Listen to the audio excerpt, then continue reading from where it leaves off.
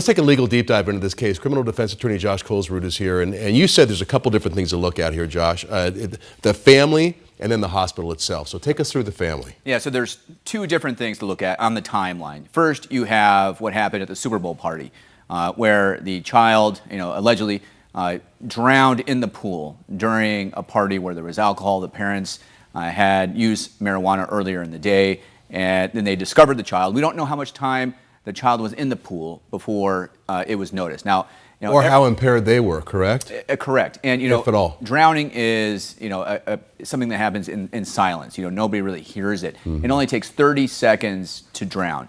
And here, we just don't know how long the child was in the pool. And we do know that there was a fence, a partial fence, around the pool. So there was some safety measures there. We also don't know if there are prior incidents where the parents have been warned about child safety and so forth. All of that is going to be looked at by the Maricopa County Attorney's Office. The second thing that we had to look at is what happened at the hospital.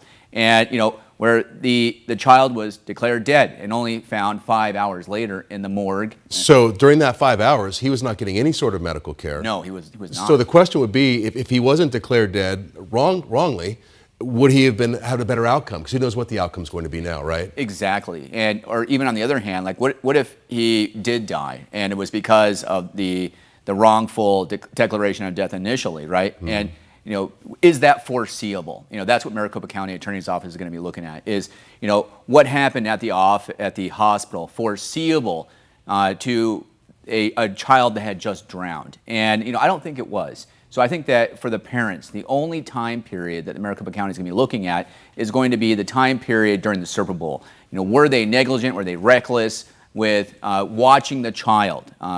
Were they partying really hard? Were they actively passing a joint around or something like that? Exactly. Right? Yep. Because we don't see, and we're almost out of time with this, about 10 seconds. We don't see drowning cases that the parents charge very often when the child drowns. No. You guys remember like the Brady Kaiser case last summer where the Mesa Police Department submitted it for charges, or maybe it was Gilbert, and ultimately Maricopa County decided not to do it. Okay. Let's go to this next case. Go ahead and roll this. Did he talk about what he had done? Didn't go into detail. I just asked him in person if what he said was true the night before, and he said it was. I started crying a little bit and said he wishes he hadn't done it.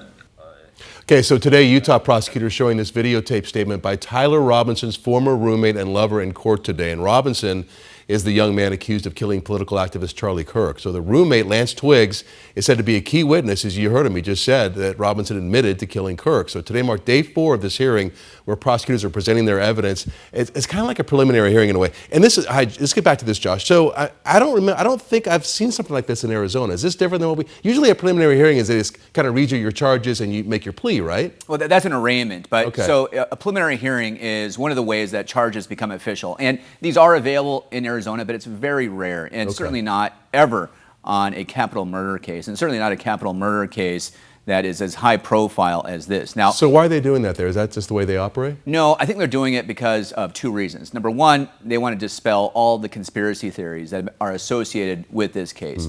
And the way that you do that is by showing your hand, by showing all of the evidence that it's so substantial that none of these conspiracy theories could possibly be true. And then remember, a couple weeks ago, the prosecutors did something that they should never have done. There was a gag order telling both the defense and the prosecutors that they were not supposed to talk to the media about this case. One of the prosecutors ignored that, went to the media, talked to 3 different stations, including TMZ and other 2 national stations, about how much evidence they had and started bragging about how it was substantial evidence in violation of the court order. Yeah. Yes, he was found in contempt. The defense is now asking the judge to take the death penalty off the table. He hasn't ruled on it yet. But the prosecutors now need to show that they do have substantial evidence. Otherwise, this is going to come back on appeal and bite them in the butt. Yeah, well, it seems like when you have a close romantic partner saying that you came home and said you did it, and then the video and the DNA on the towel with the gun, it seems like there's a lot of evidence here. So we'll see what happens with this. Let's get to this last one if we can, because this is a head scratcher for me. So police are still searching. This is day 3. The Peoria Unified School District headquarters, part of an ongoing criminal investigation into a teacher sex scandal there. Former Centennial High School teachers Angela Berlacca and Haley Beck are accused of an inappropriate relationship with the same student at different times. So no criminal charges have been filed yet, but what in the heck, Josh, are they doing in there for 3 days, and why are they in there for 3 days? Well, this is such an extraordinary case that it has to be taken very seriously by law enforcement and school officials. So here, the first thing that is extraordinary is the search warrant that was granted by the judge. The search warrant is allowing law enforcement to stay at the school for 10 days to look for really whatever they want. And what they're looking for and looking through are the devices that the teachers were using, the computers, the phones, and they're going to be going through all of that to see whether or not they had knowledge about whether or not this sexual abuse was happening. Well, there's rumors going around out there that a few people did know and tried to cover it up. And, nothing that we've seen yet that actually proves that. Is that what they're looking for, you think? Exactly. They're going to see whether or not there are any felonies or misdemeanors for mandatory reporting. It can either be charged as a felony or a misdemeanor depending on the facts. But if law enforcement discovers that, let's say, pictures were sent to an administrator and they opened it and saw it and they did not report what happened, they could be in a lot of trouble. Yeah, and everybody knows that, right? So it's crazy. What would the motivation even be to cover something up like this? You would think your main priority would be the safety of your students. I think that the only thing that they would be thinking about is that they don't want drama, they don't want to get involved. Oh, they got drama. Oh yeah, they do. I think that at the very minimum, it would have been negligence and lack of training that would have led to this result. And there's going to be obviously a huge civil lawsuit coming from this.